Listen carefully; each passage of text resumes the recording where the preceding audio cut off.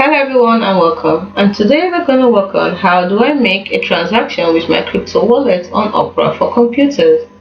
Now all transactions made with your Opera crypto wallet, whether by purchasing something or sending to or receiving from another person, must be confirmed with your Opera for Android browser. This acts as a two-step verification process to help protect your funds and keep your wallet keys secure. When you're ready to make a transaction from Opera for computers, the crypto wallet panel will open and the payment confirmation process will begin. To continue the payment process, open your Opera for Android browser.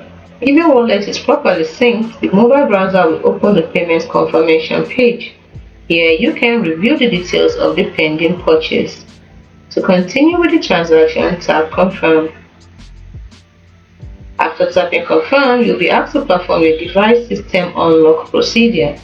The payment process will be complete. If the purchase is unsuccessful, you will see the screen shown below on your computer browser. You will see this. We need to reattempt the purchase. So as you can see, they work hand in hand.